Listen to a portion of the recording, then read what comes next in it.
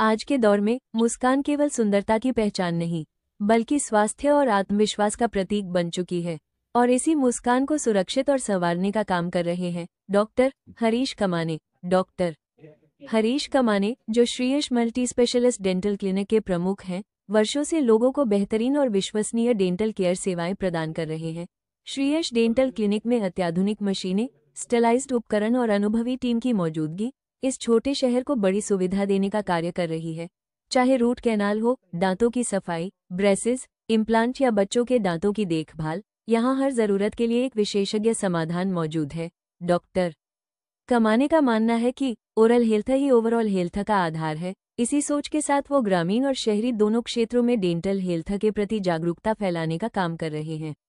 उनकी मेहनत और ईमानदारी का ही नतीजा है कि आज Shreeyash multi specialist dental clinic लोगों की पहली पसंद बन चुका है। तो आइए अपनी मुस्कान को दीजिए सही देखभाल। डॉक्टर हरीश कमाने और श्रीयश डेंटल क्लिनिक तुमसर के साथ, जहां सेहत और सेवा मिलती है एक साथ। नमस्कार, माझं नाव डॉक्टर हरीश कमाने आहे। मी दंतरोग चिकित्सक मागील 8 वर्षापासून तुमसरमध्ये मी कार्यरत आहे। मी असं नवीन अत्याधुनिक सुविधा घेऊन मी आपलं स्वतःचं एक सेटअप स्टार्ट केलेलं आहे आम्ही। माझा अगोदर सेटअप दुसऱ्या जुन्या जागेवर होता। आता अत्याधुनिक सेटअप आम्ही नवीन तंत्रज्ञानाच्या सहाय्याने आम्ही साईबाबा हॉटेलच्या बाजूला नवीन बसस्टॉप समोर आम्ही इथं शिफ्ट केलेलं आहे।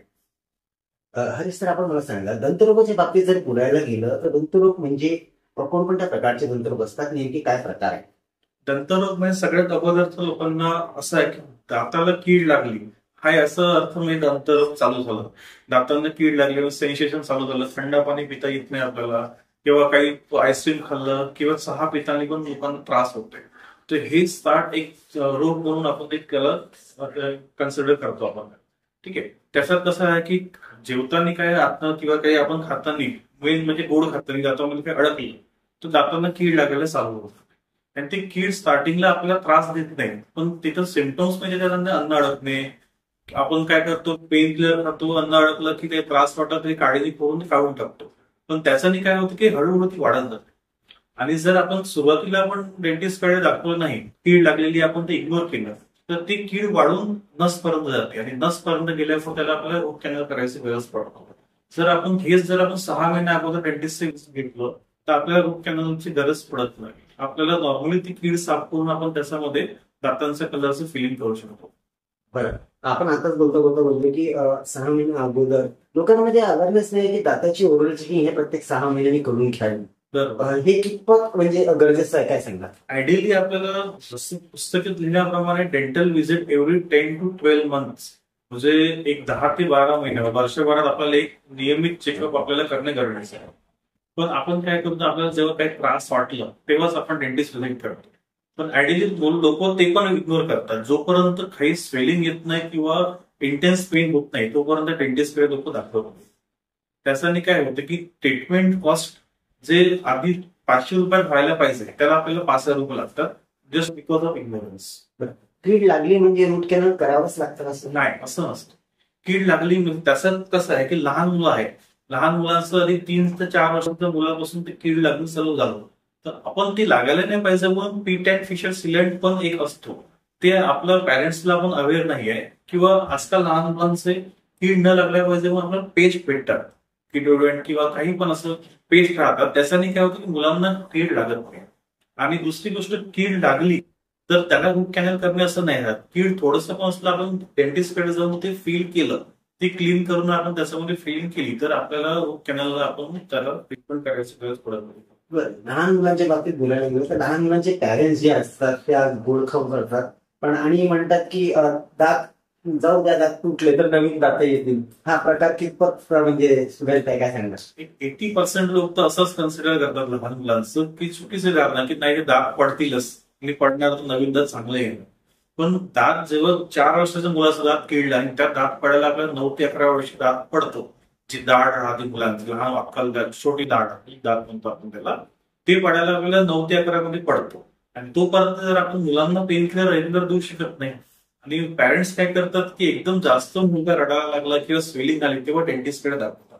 तर आयडियली तसं करायला पाहिजेच नाही मुला, कारण की त्यासाठी काय होती, एखाद्यासाठी दुसरा आणि परमनंट कीड जो आहे, पहिली दाढ म्हणतो मुलाची, ती 6व्या वर्षी येते. आपल्या दुधाच्या दात जर ती किडलेली असेल तर त्याची स्पीड आपल्या परमनंट होतं लागतं आणि त्याच्यामुळे आपण पक्की दात पण ठरवावं लागतं. म्हणजे येणाऱ्या दात पण खराब होऊ शकतो. बरं, आता ट्रीटमेंटच्या बाबतीत आपण बोलूया. तर रूट कॅनल पद्धती जी आहे, अगोदर जुनी जी रूट कॅनल पद्धती त्याला खूप फारशी सिटिंग लागायची. आजकाल जे ऍडव्हान्स ट्रीटमेंट जे आहे ती कशा प्रकारची? जुने असं होतं की रूट कॅनल केलं 4 ते 5 म्हणजे प्रत्येक पेशंटला लागायचं. आता ऍक्च्युअली आपल्याकडे ऍडव्हान्स इन्स्ट्रुमेंट्स राहतात किंवा आपल्याकडे रूट कॅनल स्पेशलिस्ट राहतात. त्याच्याने काय होईल की आपल्या अर्धा तासात जे व्हिजिटला 4 व्हिजिट लागतो ज्या पेशंटला ट्रीटमेंटला, ते आपलं 35 ते 40 मिनिटाची ट्रीटमेंट पूर्णपणे प्रॉपर रित्या ती पूर्णपणे क्लिअर होते आणि त्याला वारंवार व्हिजिट पेशंटला लागत सिंगल व्हिजिट मध्ये होते. आणि आम्ही शहरात, मोठ्या शहरात लोकांकडे वेळ असतो तर आपण ते पण सिंगल व्हिजिट पेशंट गोष्ट प्रिपेअर करतात आणि आमच्याकडे पण गावातले लोक पण येतात तरी ते सिंगल व्हिजिट मध्येच ते प्रिपेअर करतात, वारंवार त्यांना यायला लागत नाही. आपल्या हॉस्पिटलच्या बाबतीत जर बोलायला गेलं तर आपली वैशिष्ट्य आहे की आपल्या हॉस्पिटलच्या बाबतीत जर बोलायला गेलं तर आपलं वैशिष्ट्य आहे की ओरल हेल्थ पूर्ण वनरूप देण्याचा आपण प्रयत्न करत आहात. खूपदा असं होतं की ऍक्सिडेंटल टीथ वगैरे जर असले, वेगळे वाकडे झाले, तर अशासाठी आपल्याकडे काय सुविधा आहे? बघा, ऍक्सिडेंटल ट्रॉमा जो होतो पेशंटला, तर कित्येक पेशंटला जर ऍडमिट करायची गरज नसली तर आपल्याकडे सगळं ओरल सर्जन येतात. आपल्याकडे ओरल सर्जन फ्रॅक्चर ट्रॉमा आपल्याकडे ते पूर्ण क्लिअर येतं. 24 आवर्स मध्ये आपल्याकडे ऑन कॉल डॉक्टर येतात. ते विदाऊट जर आपल्याला जर पेशंटला ऍडमिट करायची गरज नसली तर आपल्याकडे ते सगळी सुविधा होऊन जातात. ऍक्सिडेंटल केस आहे, सर्जरी आहे, IMF सर्जरी म्हणतो, इंटरव्हॅन्ज्युलर फिक्सेशन, तर ते आपल्याकडे पूर्णपणे क्लिअर होतात. त्यासोबत ब्रीज लावली किंवा टोटल डेंचर या प्रकारचा आता नवीन टेक्निक आली आहे, त्या बाबतीत काय? ऍक्च्युअली ब्रीज एक कन्सेप्ट राहतो. अगोदर ही जुनी पद्धती होतं की दात काढले तर आपल्या दात बसवायचं राहिलं तर आपण काय करत होतो की 2 दातांचा सपोर्ट घेऊन आपण ब्रीज लावतो. 2 दातांचा सपोर्ट मध्ये साईडचे जे चांगले दात आहेत त्यांना आपण नॉर्मली असं घासून त्यांना आपण त्याला ब्रीज लावतो. पण आता कसं आहे की ब्रीज हे कन्सेप्ट थोडंसं आपण अधिक जुनं झालं आहे. आता आपण काय करतो, साईडच्या दातांना आपण काहीच डिस्टर्ब करत नाही आणि तिथे आपण इम्प्लांट प्लेसमेंट करतो. इम्प्लांट काय होते की साईडच्या दातांना आपण काही डिस्टर्ब करत नाही, त्यांना काही प्रॉब्लेम येत नाही आणि त्या दातामध्ये आपण इम्प्लांट मध्ये कसं राहतं की आपण प्रत्यारोपण करतो. जे रूट्स राहतात त्या इम्प्लांटचे ते आपण त्याच्यामध्ये जे इम्प्लांट प्लेसमेंट करतो आणि त्याच्यावर सपोर्ट आपण दात लावतो. हे जे इम्प्लांटच्या वेळेला पेशंटच्या मनात एक असतं की इम्प्लांट हा खूप त्रासदायक असतो, तर काय इम्प्लांटच्या वेळेला पेशंटला खूप जास्त पेन होते का? इम्प्लांट असं राहतो की दात काढण्यास जेवढं आपल्याला त्रास होतो किंवा होत नाही तेवढंच इम्प्लांटला प्लेसमेंटला होतो. इम्प्लांटला खूप मोठं सर्जरी किंवा असं काही राहत नाही. इम्प्लांट नॉर्मली आपण एक अॅनेस्थेशिया देऊन एक 15 ते 20 मिनिटाचा एक प्लेसमेंट असतो. बस ते आपण आपल्याकडे त्याच्यासाठी फिजिओ डिस्पेन्सर म्हणून एक मशीन असते, त्याद्वारे आपण इम्प्लांट प्लेसमेंट करतो. हे तर झालं इम्प्लांटची बाबतीत. आता लहान मुलांमध्ये म्हणा किंवा मोठ्या मुलांमध्ये म्हणा, दात वेगळे वाकडे होणे हा प्रकार आहे, त्यासाठी वेगवेगळ्या प्रकारचे बेसेस वापरले जातात. अगोदर बेसेसचे वेगवेगळ्या प्रकारचे, आता इन्व्हिजिबल बेसेस सुद्धा आलेले आहेत, काय सांगणार? अगोदर आपल्याकडे फक्त मेटल आणि सिरॅमिक हे 2च पद्धतीचं होते. मेटलमध्ये दिसणारे आणि सिरॅमिकचं किती दिसत नव्हते, म्हणजे ओळखू येत नव्हते पेशंटला. आता इन्व्हिजिलाईन असं राहतो की त्याच्यामध्ये काय करतो की पेशंटला वारंवार व्हिजिट करायची गरज नाही पडत. आपण एकदा स्कॅन करून घेतलं आणि त्यांना पूर्ण वर्षभराचं त्यांचं जे ट्रीटमेंटचे जे पूर्ण सेट आहे आपण त्यांना एका वेळी करून दिलं. त्याच्याने काय होतं की पेशंटला ते दिसत नाही. इन्व्हिजिलाईन नावाप्रमाणेच तो इन्व्हिजिलाईन असतो, त्याचा पेशंटला काही ते दिसत नाही आणि त्यांना रेग्युलर डेंटल व्हिजिट करायची गरज पडत नाही. त्यांना वर्षभराचा पूर्ण सेट देतो, त्या सेट त्यांना रेग्युलर ते वापरावं. हे झालं रिसर्चच्या बाबतीत. आता सर, आपण सर्वात मोठी गोष्ट, आपला जे क्षेत्र आहे हा खूप जास्त तंबाखू यूज करणारा क्षेत्र, तंबाखू चिविंग क्षेत्र आहे. इथे खर्रा हा खूप जास्त प्रमाणात खाल्ला जातो, जेणेकरून लोकांचे तोंड सुद्धा उघडत नाही. अशा वेळेला दातांचं ट्रीटमेंट करणं कितपत कठीण आपल्याला जातं, काय सांगणार? खूप जास्त कठीण. आजकालचं 18 ते 20 वर्षाच्या मुलांपासून ते सिंगल फिंगर ओपनिंग ते 2 फिंगर ओपनिंग सगळं असतो.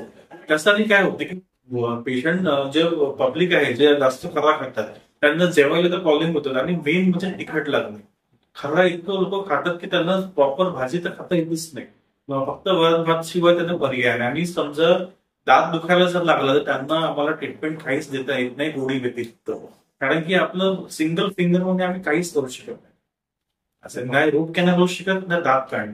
अशी ती लोक आहे, यांना काय मेसेज आपण देऊ इच्छितात? ते ऍक्च्युली असं आहे की खर्रा खाणे आम्हाला विचारतात की तुम्ही खर्रा बंद किती दिवस करायचं, 4 दिवसासाठी की 5 दिवसासाठी. जोपर्यंत त्यांना त्रास होतो तोपर्यंतच लोक खर्रा बंद करतात. त्रास बंद झालं की ऍज इट इज जसं तसं ते चालू करतात.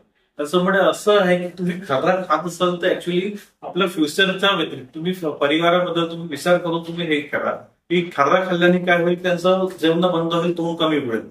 कॅन्सर तर होतोच. खर्रा खाल्ल्याने तो तोंडामध्ये काही अडकून राहिलं तर कॅन्सर तर होणारच आहे त्यांना. त्याच्यामुळे खर्रा खाणं बंद करा असं माझं मेसेज आहे. आता आपण हे बोलूया असं की लोकांच्या बाबतीत जर बोलायला गेलं, दाताच्या बाबतीत लोक अवेअर नाही आहेत, निग्लिजन्स खूप जास्त आहे. दाताला काही थोडासा त्रास झाला नंतर बघू, करून घेऊ, नंतर जाऊ, आणि painkiller to market painkiller घेऊन पेन किलर खाऊन घेतात.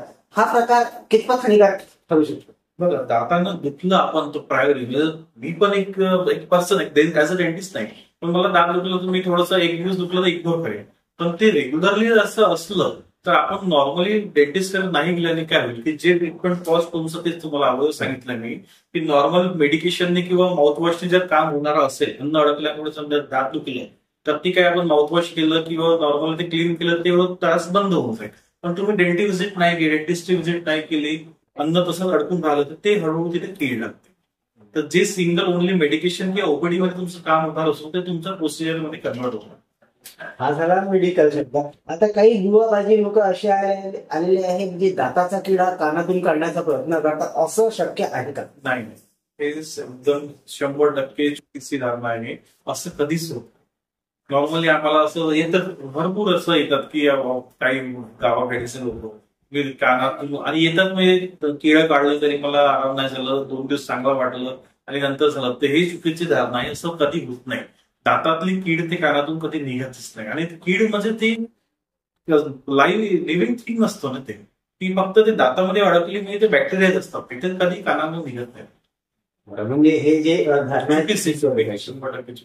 चॅनलच्या माध्यमातून आपल्याला जे लोक बघत आहेत त्यांना जागतिक स्तरावर काय एक मेसेज आपण ओरल हेल्थ या संदर्भात देऊ शकता?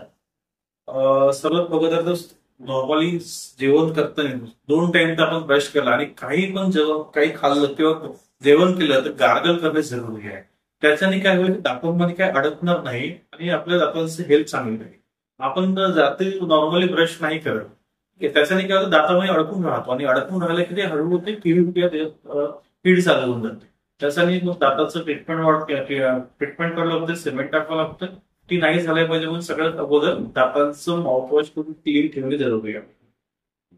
आता मी कमाने डेंटिस्ट्रीच्या बाबतीत जर बोलायला गेलं तर आपल्या इथे कोणकोणत्या फॅसिलिटीज प्रमुख पद्धतीने उपलब्ध आहेत?